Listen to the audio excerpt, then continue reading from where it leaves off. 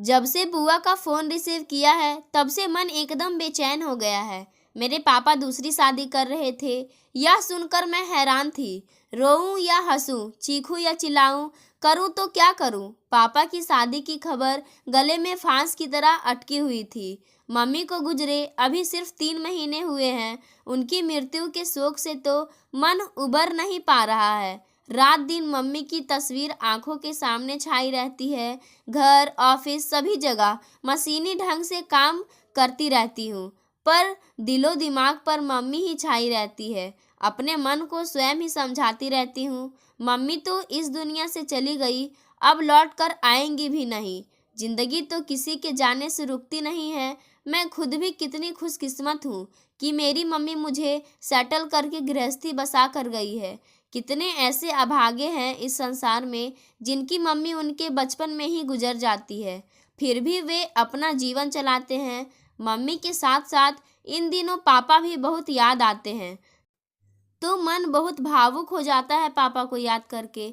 मन में विचार आता है कि मैं तो अपनी गृहस्थी, ऑफिस और अपनी प्यारी गुड़िया रिमी में व्यस्त होने के बावजूद मम्मी को भुला नहीं पाती हूँ। बेचारे पापा का क्या हाल होता होगा।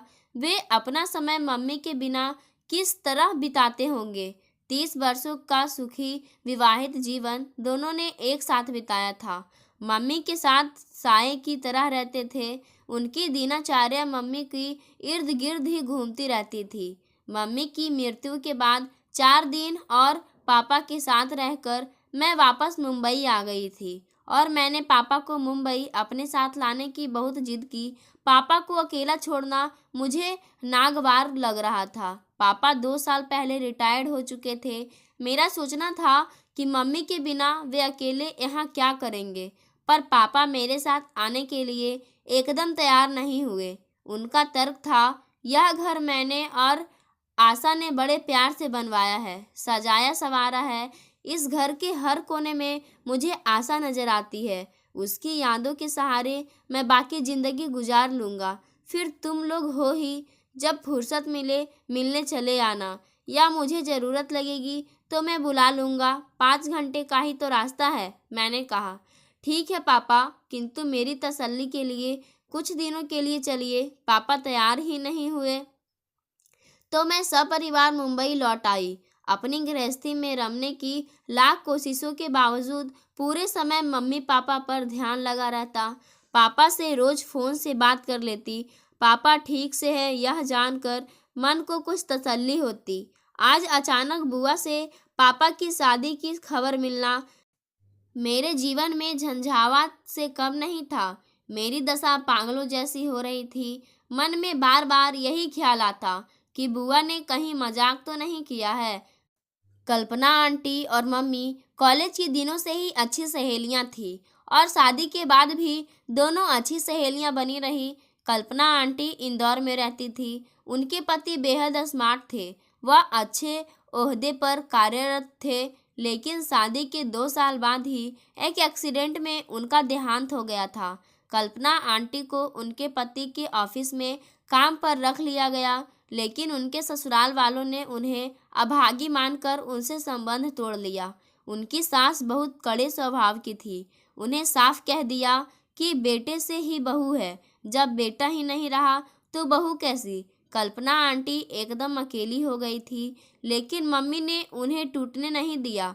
मम्मी और कल्पना आंटी में बहुत प्रेम था। आंटी मेरी मम्मी को आंसू कहकर पुकारती थी। मम्मी अब हर मौके पर कल्पना आंटी को अपने घर बुला लेती थी, तो मम्मी अक्सर आंटी से कहती, कल्पना फिर से शादी कर ले, अकेले जिंदगी पहाड़ जैसी लगेगी। मन की कहने सुनने को तो कोई होना ही चाहिए। कल्पना आंटी हमेशा ना कर देती और कहती, आशा यदि मेरे जीवन में उनका साथ होना होता तो उनका देहांत क्यों होता। यदि मेरे जीवन में अकेला सूनापन है तो वही सही। मम्मी फिर भी कहती, कल्पना भविष्य की तो सोच, हर दिन एक जैसे नहीं होते, कोई सहारा चाहिए होता है। कल्पना आंटी कहती, तू और तेरा परिवार है ना, इतना अपनापन तुम लोगों से मिलता है, उस सहारे जिंदगी काट लूंगी। मम्मी के बहुत समझाने पर भी कल्पना आंटी दूसरी शादी के लिए तैयार नहीं होती।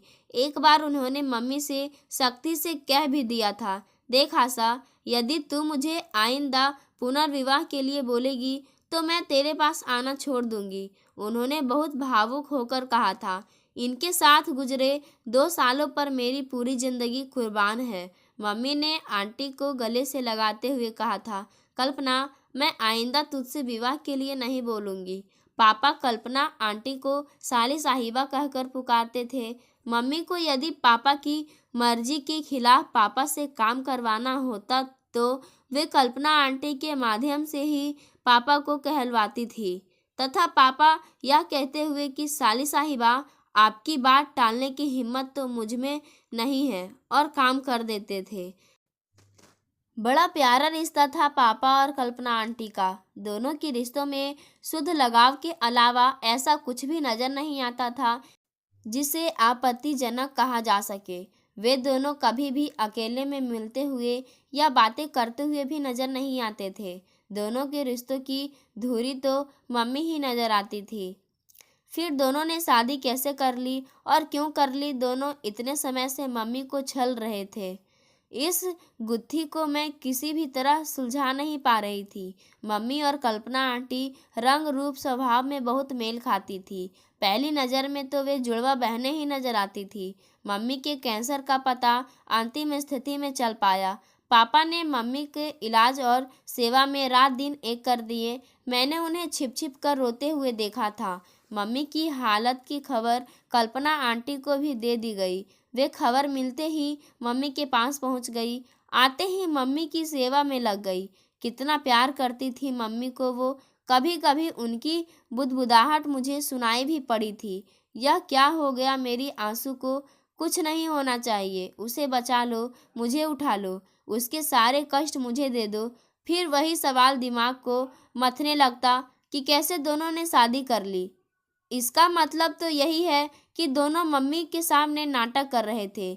मैं रात दिन पापा और आंटी की शादी की गुत्थी में उलझी रहती। एक सेकंड भी मेरा मन इस उलझन से निकल नहीं पाता था। नतीजतन इसका असर मेरे स्वास्थ्य पर पड़ना ही था। सो पड़ गया। पति ने मुझे डॉक्टर को दिखाया। सारी जांच पड़ताल के बाद डॉक्टर का 2 टूक निर्णय यही था कि सब रिपोर्ट नॉर्मल है। ये बहुत टेंशन में है। इतना टेंशन इनको काफ़ी नुकसान पहुंचा सकता है। इन्हें खुश रहने की ही आवश्यकता है। मेरे पति सुनील ने मुझे बड़े प्यार से समझाया, रागिनी, जो होना था सो हो गया। मम्मी चली गई है, तुम्हारे लाख चिंता करने से भी वापस नहीं आएंगी, सो मन को दुखी मत करो। मैंने कहा, सुनील, मम्मी को गुजरे 3 महीने हो रहे हैं। मैंने उस दुख को सहज ले लिया है। मैं क्या करूं? पापा और कल्पना आंटी ने शादी कर मम्मी के साथ विश्वासघात किया है। यह मुझसे बर्दाश्त नहीं हो रहा है। सुनील बहुत संजत होकर बोले, यूं अपने को जलाने से तो कोई फायदा नहीं है। मुझे ऐसा लगता है जरूर कोई कारण होगा जो उन लोगों ने ऐसा कदम उठाया है।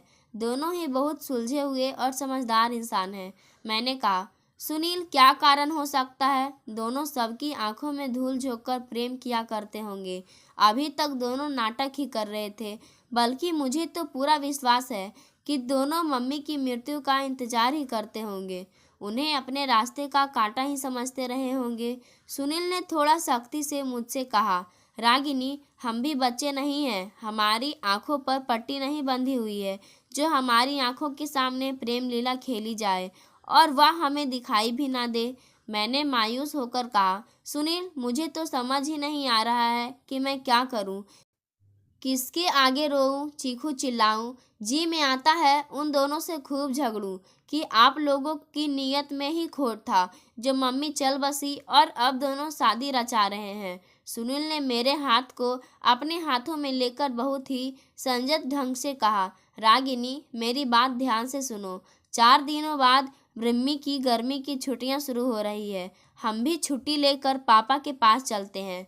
मैंने झट से कहा, सुनील, उन्हें तो हम कबाब में हड्डी की तरह लगेंगे। वे दोनों तो हनीमून के मूड में होंगे। अब कल्पना आंटी मेरी आंटी नहीं बल्कि मेरी सौतेली माँ बन बैठी है। ना जाने कैसा व्यवहार करे। मैंने बात और विस्तार से समझाने के लिए सुनील से कहा, अब तो पापा पर भी भरोसा नहीं रहा, कहीं वे हम लोगों को अपमान ना कर बैठे। मेरी तो छोड़ो, तुम्हारे अपमान को मैं बर्दाश्त नहीं कर पाऊंगी। सुनील ने मेरे कंधों पर हाथ रखते हुए बड़े धैर्य से जवाब दिया, यदि नहीं मिलना चाहेंगे या हमारा अपमान करेंगे तो हम तुरंत लौट आएंगे और फिर दोबारा उनके पास नहीं जाएंगे। हम यही समझ लेंगे कि मम्मी तो अब इस दुनिया में नहीं है और पापा से अब हमारा कोई संबंध नहीं है। मैं चुपचाप सुनील की बातें सुन रही थी।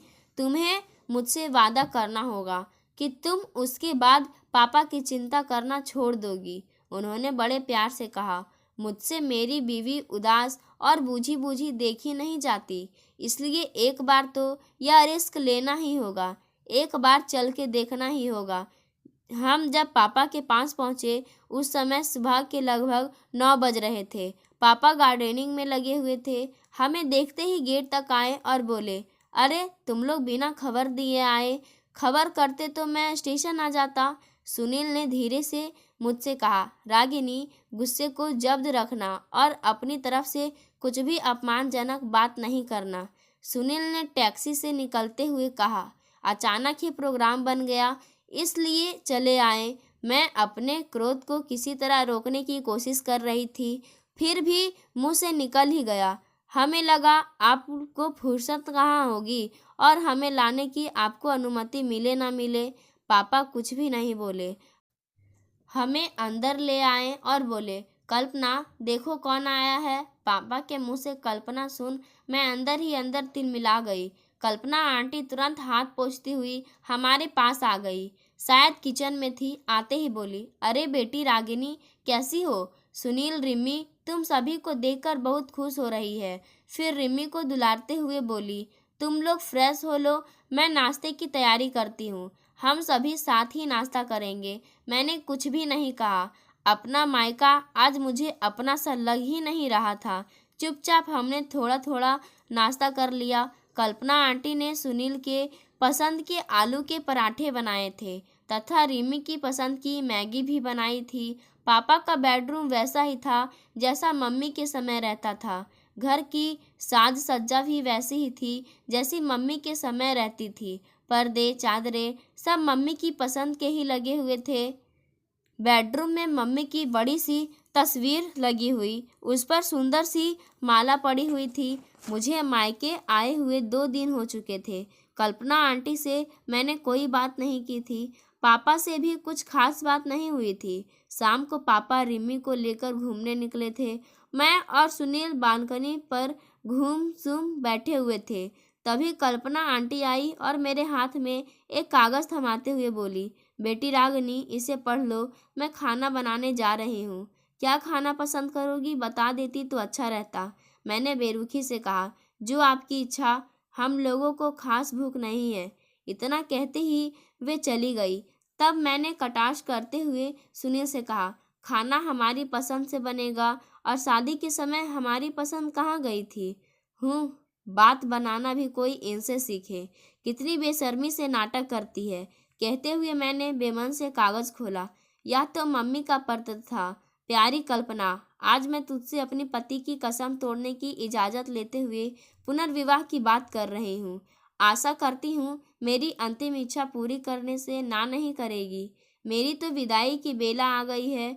तुझसे, इनसे, बेटी, दामाद, नातिन सभी से इच्छा ना होते हुए भी विदा तो मुझे होना ही पड़ेगा। एक दिन मैंने इनकी और डॉक्टर की बातें सुन ली थी। मुझे अपनी बीमारी का हाल मिल गया था। मैं अच्छी तरह समझ चुकी थी कि मैं चंद दिनों की मेहमान हूँ। मैंने सबसे नज़र बचाकर यह पत्र लिखा क्योंकि अपनी अंतिम इच्छा बताना जरूरी था। मन की बात तुम लोगों को बताए बिना भी तो मेरी आत्मा को शांति नहीं मिल सकेगी। मेरे बाद रागिनी के पापा एकदम अकेले हो जाएंगे। तू भी अब रिटायर होने वाली है, इनको अपना लेना, दोनों एक दूसरे का सहारा बन जाना। रागिनी के पापा को तो जानती ही है, अपनी सेहत के प्रति कितने लापरवाह रहते हैं। तू रहेगी तो उन्हें वक्त पर हर चीज़ मिलेगी। प्यारी कल्पना, रागिनी बेटी मेरे जाने से बहुत दुखी होगी। फिर धीरे धीरे रागिनी, सुनील अपनी ज़िंदगी, अपनी गृहस्थी में मन लगा लेंगे। उनकी आंटी से उनकी मम्मी बन जाना मेरी बेटी का मायका हमेशा बना रहेगा। मैं थक गई हूँ, अब लिखा नहीं जा रहा है, बोल देती हूँ। तुम दोनों की शादी ही तुम दोनों की तरफ से मेरे लिए सच्ची श्रद्धांजलि होगी। तेरी आंसू पत्र पढ़कर मेरी आंखों से आंसू गिरने लगे। सुनील ने भी मेरे साथ ही पत्र पढ़ लिया था। उन्होंने मेरा हाथ अपने हाथ में ले लिया और बोले, चलो सारी गलत फहमियाँ दूर हो गई, चलकर देखे मम्मी क्या कर रही है। हम लोग किचन में गए, देखा कल्पना आंटी खाना बनाने में व्यस्त थी। पापा भी किचन में ही थे, वे सलाद काट रहे थे।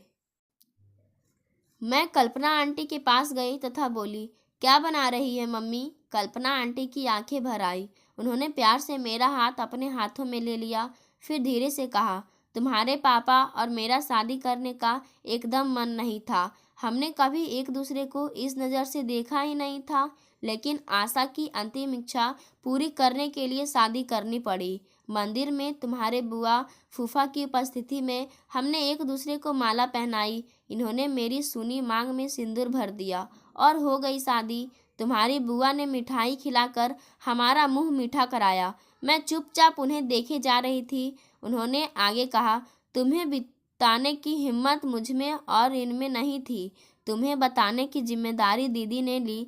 तुम्हारी बुआ ने तुम्हें सारी बातें बताने की कोशिश की, लेकिन तुमने उनका फ़ोन काट दिया, बात नहीं सुनी उनकी। वैसे बेटा, तुमने भी वही किया जो एक बेटी अपनी मम्मी को खोने के बाद इस तरह की खबर सुनकर करेगी।